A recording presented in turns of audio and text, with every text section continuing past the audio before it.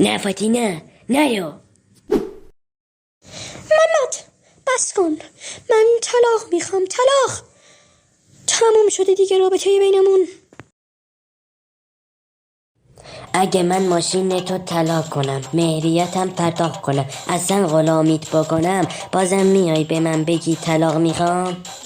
آره که میگم، چرا که نگم.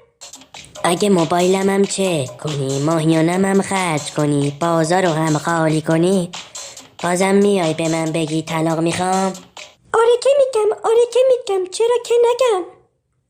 اگه دیگه تو رو نزنم، بیام جلوت ساز بزنم، برم هموم کف بزنم، بازم میای به من بگی طلاق میخوام؟